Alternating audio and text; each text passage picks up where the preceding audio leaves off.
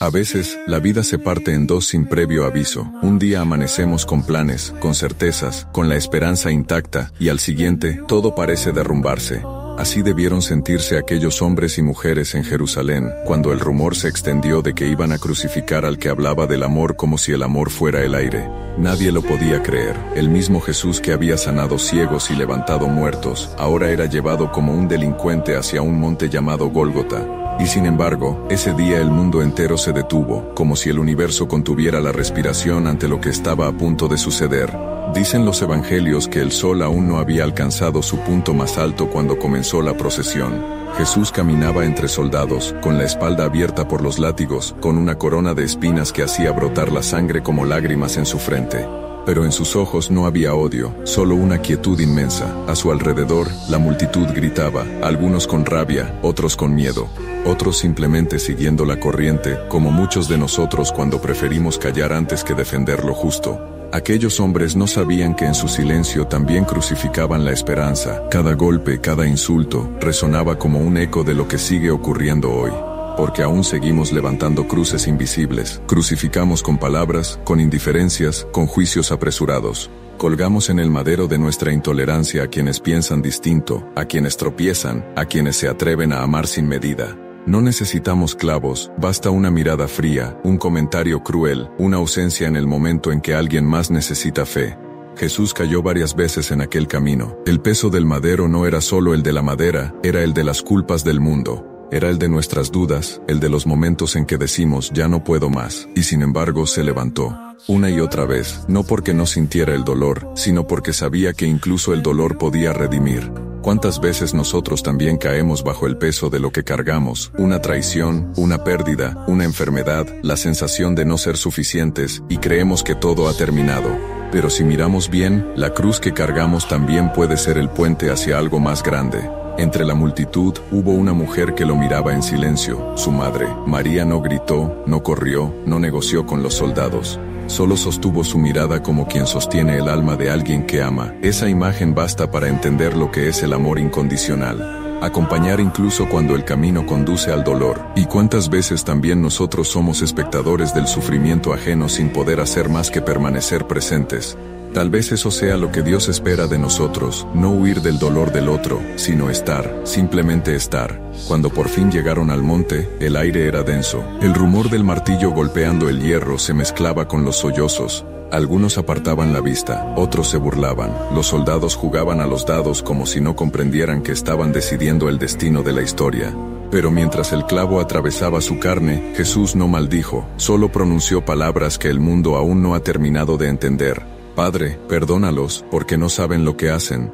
Y tal vez, en ese instante, el cielo se estremeció porque por primera vez alguien respondió al odio con un amor tan puro que ni la muerte pudo vencerlo.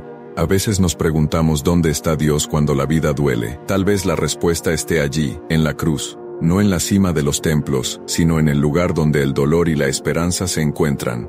Porque la cruz no fue solo el final de una vida, fue el principio de una promesa, que todo sufrimiento puede transformarse en salvación, que toda herida puede tener sentido, y que incluso cuando todo parece perdido, el amor sigue siendo más fuerte que el miedo. El madero se alzó, y el cuerpo de Jesús quedó suspendido entre el cielo y la tierra. El sol se ocultó tras un velo de sombras, como si el universo entero se estremeciera ante aquel acto de amor. Nadie imaginaba que en esa aparente derrota comenzaba la victoria más grande de la humanidad. A su lado dos hombres también estaban crucificados. Uno lo insultaba, burlándose de su silencio. El otro, arrepentido, le dijo, «Acuérdate de mí cuando estés en tu reino». Y Jesús, con la voz herida, respondió, «Hoy estarás conmigo en el paraíso». En esa respuesta se encierra el mensaje eterno, que nunca es tarde para volver, que la misericordia no pregunta por el pasado, sino por el deseo de empezar de nuevo.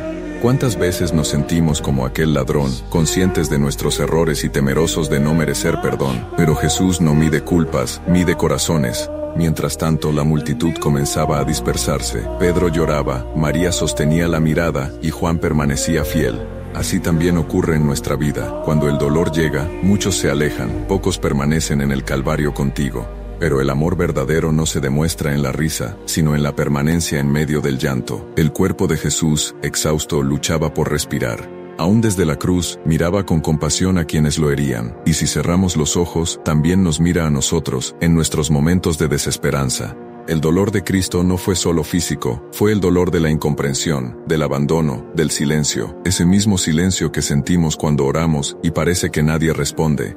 Pero en ese silencio Dios también habla. De pronto el cielo se oscureció, la tierra tembló, y un grito rasgó el aire. Dios mío, ¿por qué me has abandonado? No era desesperación, era humanidad. ¿Cuántas veces también pronunciamos esas palabras en noches difíciles, sin darnos cuenta de que incluso en la oscuridad seguimos buscando a Dios? La fe no se prueba en la calma, sino en el abismo. A los pies de la cruz, María permanecía. No gritó, no pidió explicaciones, solo miró. Su silencio era oración, su presencia, amor puro. A veces también nosotros cargamos cruces que no pedimos, enfermedades, traiciones, soledades.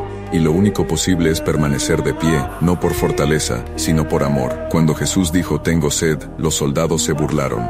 Pero su sed no era de agua, era de amor, de humanidad, de almas dispuestas a creer. Esa sed sigue viva hoy, cada vez que el mundo elige el odio sobre el perdón. Y cuando finalmente exclamó, todo está cumplido, el cielo se estremeció, porque allí, entre espinas y sangre, nació la esperanza que nunca muere. Jesús levantó el rostro y miró al cielo. El aire era espeso, la tierra temblaba como si compartiera su agonía.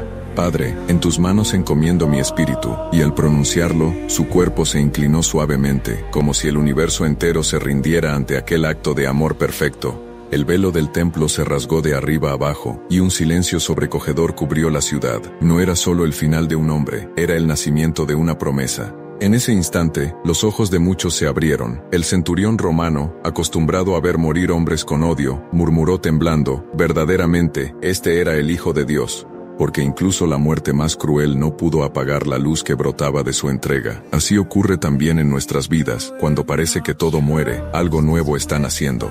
A veces es necesario que caigan nuestros propios cielos para descubrir que Dios sigue allí, en medio de los escombros. La cruz no fue derrota, fue semilla, y toda semilla florece, incluso enterrada en el dolor. El sol descendía lentamente sobre el Gólgota. El eco del martillo se había apagado, y solo quedaba el murmullo del viento rozando la cruz. María lo miraba sin lágrimas, sabiendo que aquel silencio no era final, sino promesa, porque incluso en la muerte, el amor de Dios seguía respirando entre las sombras.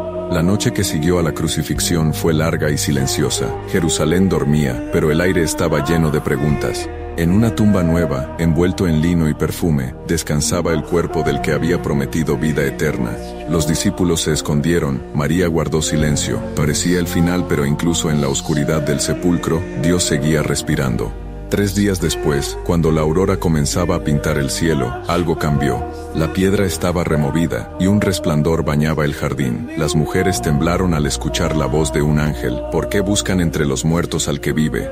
El amor había vencido, la muerte se había rendido. La cruz, que parecía símbolo de derrota, se convirtió en el emblema de la esperanza que no muere. Ese amanecer no fue solo el de Jerusalén, sino el de toda la humanidad.